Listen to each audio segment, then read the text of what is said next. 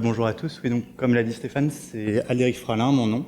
Je suis biostatisticien et économiste à l'Institut Gustave Roussy et je vais vous présenter un travail qu'on a fait avec notre équipe sur un modèle de simulation pour estimer l'impact de l'épidémie de Covid-19, enfin les divers impacts, à la fois sur l'organisation des soins et sur la mortalité par cancer. Donc on se place dans ce contexte qu'on connaît bien, qui est le contexte de l'épidémie, qui commence par un confinement entre mars et mai 2020, suivi de diverses restrictions. Le principal impact de ce confinement au niveau des centres de soins, ça va être une modification des flux de patients, c'est-à-dire qu'on ne va pas observer le même nombre de patients pendant les premières semaines surtout que ceux qu'on observait avant, ce qui va entraîner également une désorganisation de la prise en charge hospitalière et notamment une restriction des ressources hospitalières. Ces deux champs vont en fait derrière tous les deux créer des retards de prise en charge pour le patient, à la fois au diagnostic puis dans le traitement.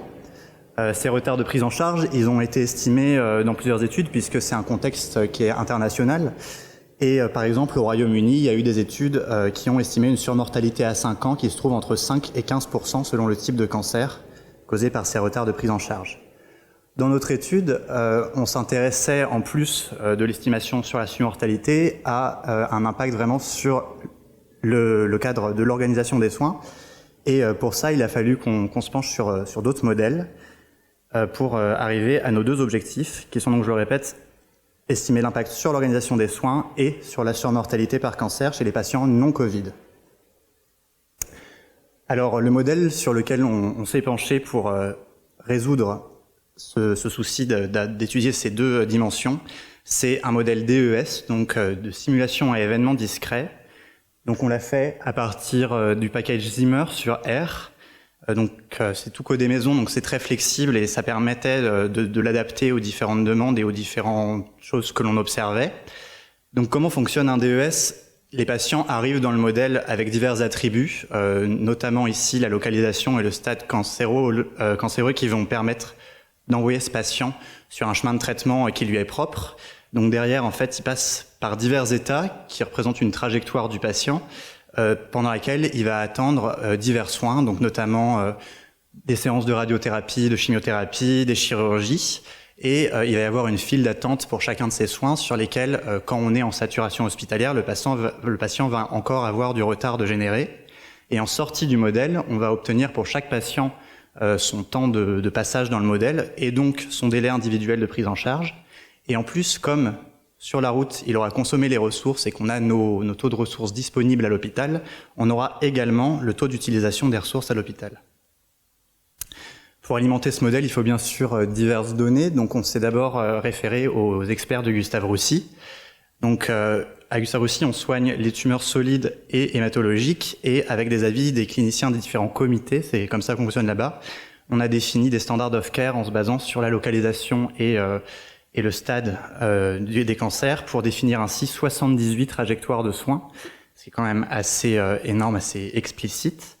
Et donc là, je vous ai mis un exemple de tumeur qu'on traite, enfin de trajectoire pour le traitement du côlon non métastatique, donc qui a été défini par le chef de comité référent. Donc par exemple, voilà un patient côlon non métastatique, il va arriver dans notre modèle et il va enchaîner 25 séances de radiothérapie à raison de 2 par mois, puis 4 heures de chirurgie, une journée de soins intensifs, et enfin faire 9 séances de chimiothérapie adjuvante à raison d'une toutes les 3 semaines.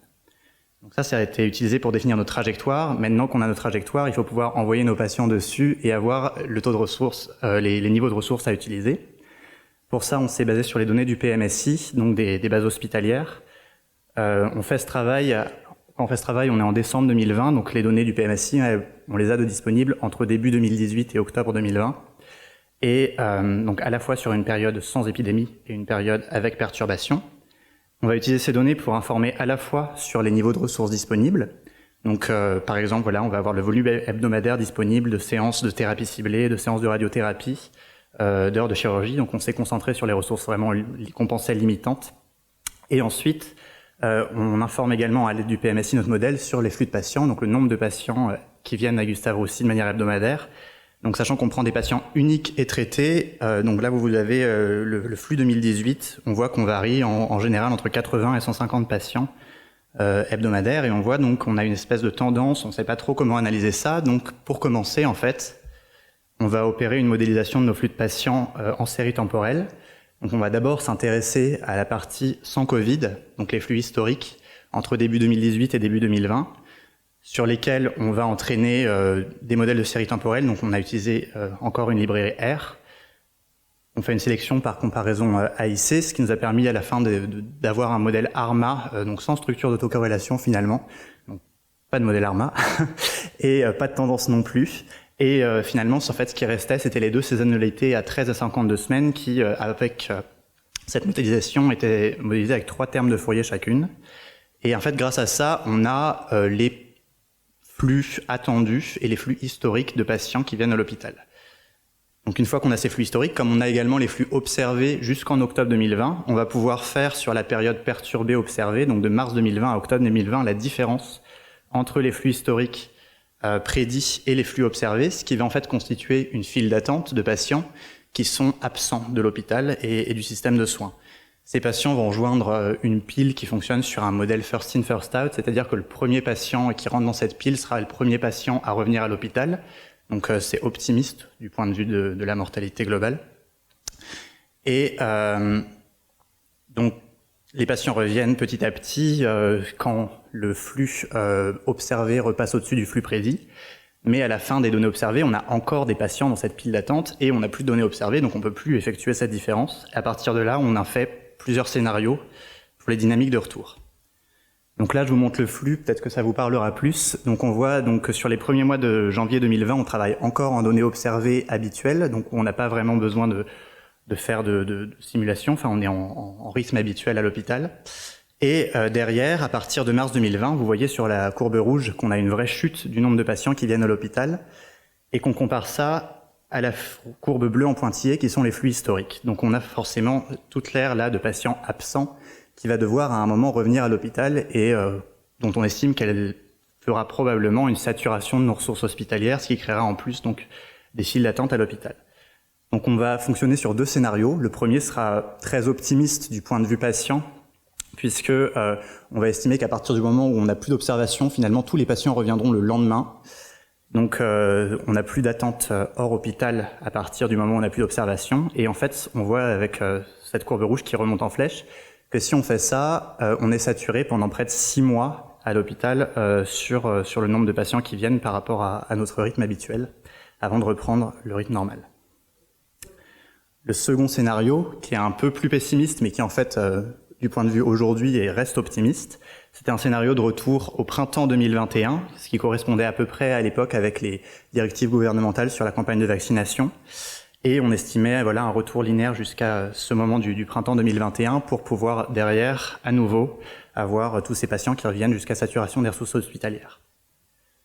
Une fois qu'on a fait ces 2 flux, enfin ces flux avec les différents scénarios, on va avoir du coup le nombre de patients qui viennent toutes les semaines à l'hôpital et on va pouvoir alimenter notre modèle avec ça.